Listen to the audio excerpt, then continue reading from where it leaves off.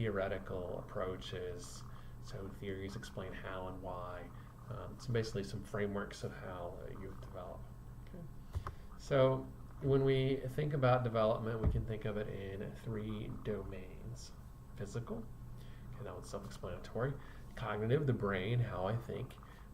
And then social, psychological, how I interact with people, emotions, moods, those type of things. So we're just going to break this down into, I'm looking at my email because I'm obsessive like that. We're going to break this down by age group. Okay.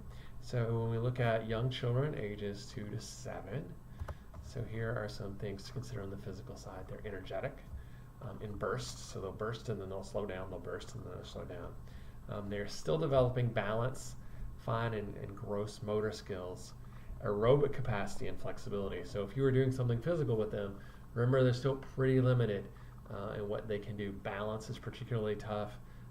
Fine motor skills, so small motor skills is tough. Aerobic capacity is tough, so you're not like running a mile with them. They'll get out of breath really quickly. Flexibility is tough. Another super important one here in Arizona is they have low heat tolerance. So you cannot keep kids out in the heat for long. Fortunately, in this class, you're going the other direction, so you tend to do your programs when it's cooler. But keep that in mind, low heat tolerance. Cognitively, so how they think, they're a very concrete thinker. So analogies, abstraction, sarcasm. Sarcasm is really tough for this age. So you may think it's funny, and they don't get it, and they're going to take you very literally. Physical learning style. So if you can show them how to do it, guide them through it, have them do it, they're going to be better off. Even if that's something intellectual, get them moving around.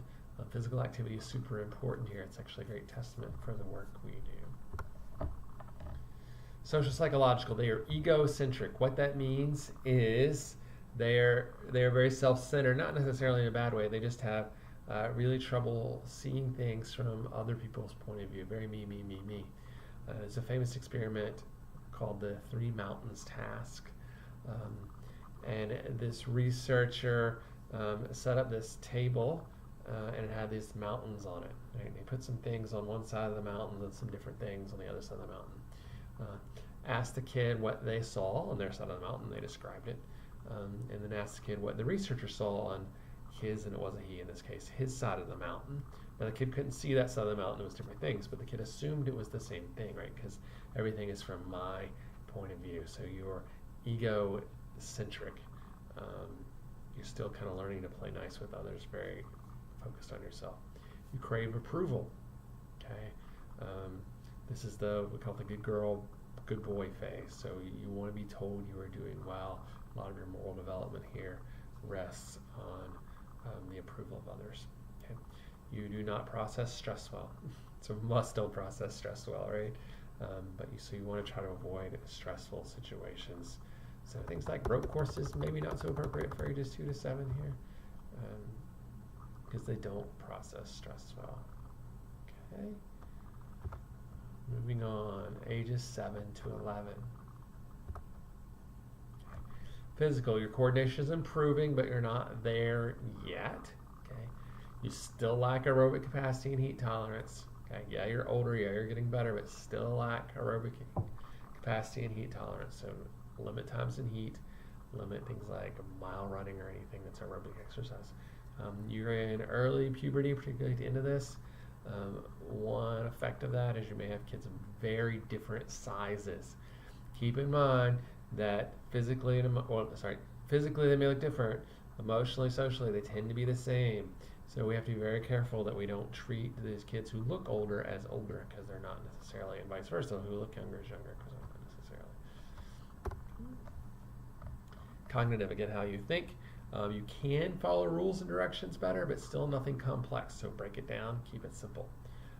You can start to answer why. So the younger age, why? That's a tough question for them. Okay, you're a visual learner, so you like to see things done and repeat it. Okay, social psychological. You're better at comparing. You're better at better in comparing yourself to others. You're also improved sharing. Those things go hand in hand, right? You can now start to see things from the other side. So in this ages 7 to 11. Okay. Adolescents, ages 10 to 18, 11 to 18. Teenagers, right?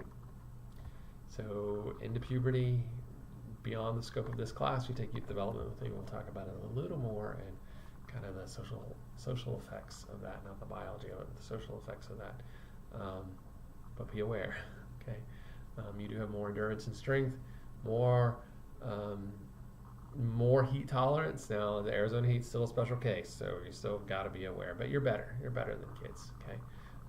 If you're in puberty, you may actually have a regression, so you actually go backwards in balance and coordination. Okay. Cognitive, okay? You're now being able to have complex skills, abstract thought. You can think of things from different perspectives. You're starting to develop logic and reason. Now, obviously, we said 11 to 18. This is a broad range, so certainly this is more true at the latter ends of that. Okay. Social psychological. Peers are number one here. and probably for many of you still, right? You're still kind of close to this. Peer importance it's all that matters to you. So think about ways you can use that to your advantage. Peer mentoring programs, peer examples are super great.